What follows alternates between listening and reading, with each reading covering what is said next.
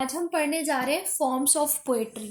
तो इंग्लिश में BA first year में हमारे पास कई सारे फॉर्म्स ऑफ पोएट्री होते हैं, जैसे कि lyric, sonnet, elegy, ode, ballad, epic.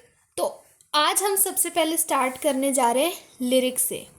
तो लिरिक क्या होती है? लिरिक एक नॉन नरेटिव पोम होती है, मतलब कि ये कोई हमें स्टोरी नहीं बताती, बल्कि ये पोएट के मूड या फिर फीलिंग को एक्सप्रेस करती है।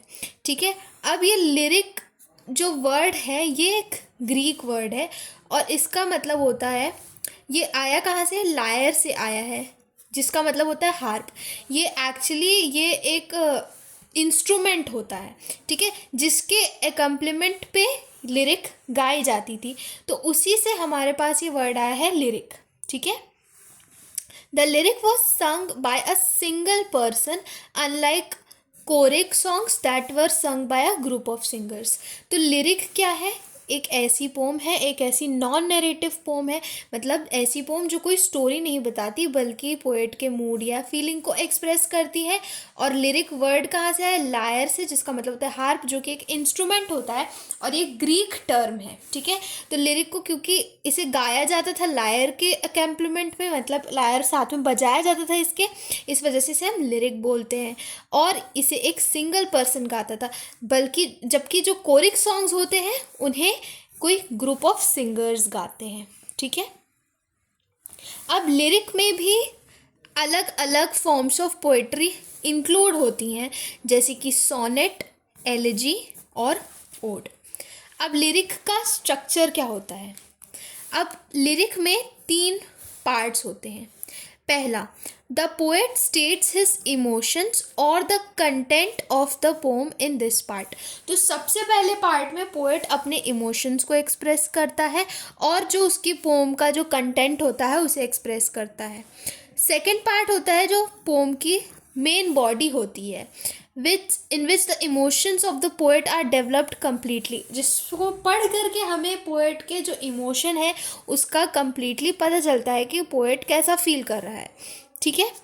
और फिर थर्ड पार्ट आता है जिसमें कि poet finds a balance in his emotions and reaches a reasonable conclusion. In this part there is a lesson learned. मतलब ये थर्ड पार्ट पे हम आगे, जिसमें कि जो भी पोएट फील कर रहा था वो उसके एक बैलेंस, एक कंक्लूजन पे पहुंचता है, एक रीजनेबल कंक्लूजन पे पहुंचता है अपने इमोशंस को बैलेंस करते हुए।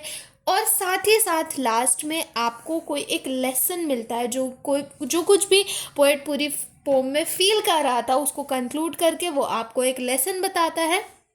और साथ ही साथ लास्ट में कंफर्ट आता है, मतलब कि जो भी वो फील कर रहा था लास्ट में वो कंक्लूडिंग स्टेटमेंट से आप जो रीडर्स होते हैं उनको एक कंफर्ट मिलता है, क्योंकि आपको लास्ट में एक रिजल्ट मिलता है उस पोएम का। Usually the final part of the pome is philosophical and intellectual. तभी आप जैसे मान लीजिए कि पूरी पोम में वो सैड फील कर रहे थे, लास्ट पार्ट में आके कोई फिलोसफिकल या इंटेलेक्चुअल या फिर कोई विजडम वाली लाइन आ जाती है जो कि रीडर्स को कंफर्ट प्रोवाइड करती है, साथ ही साथ फिलोसफिकल और इंटेलेक्चुअल है, यानी कि हमें कोई उससे लेसन भी मिलेगा।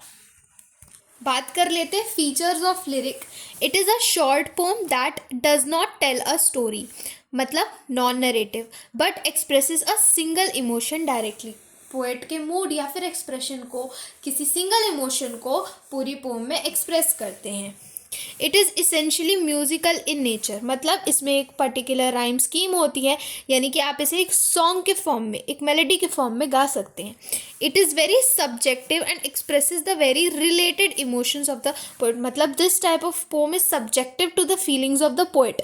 जो पोएट फील कर रहा है वो उस लिरिक में एक्सप्रेस करता है अपने मूड, फीलिंग्स को या इमोशंस को। It is well structured with the poet taking us through the different stages of his emotions.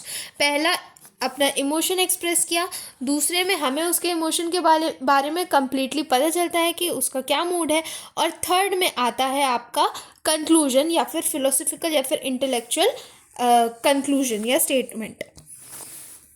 John Milton's on his blindness. John Milton ने लिखी है ऑन हिज ब्लाइंडनेस।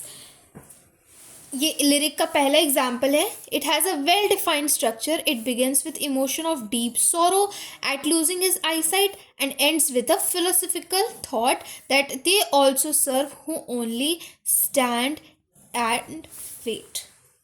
इसकी मीनिंग आप तब समझेंगे जब आप इस पोम को पढ़ेंगे. आने वाले समय में जब हम ये कंप्लीट कर लेंगे तो हम एक एक करके पोम्स को भी पढ़ेंगे, जिसमें कि आपके पहला ट्रू लव है, फिर since there is no help है, फिर उसके बाद जॉन मिल्टन की आपकी ऑन हिज ब्लाइंडनेस ही आती है. ठीक है. फिर एग्जाम्पल नंबर 2 हुआ ode to the west wind. क्योंकि हमें पता है ode ballad, sorry ballad is not lyric. Ode भी एक लिरिक होती है और आपकी सोनेट भी लिरिक होती है. ठीक है. तो ode to the west wind क्या है, लिरिक हो गई. Begins in pain and ends with the thought if winter comes can spring be far behind.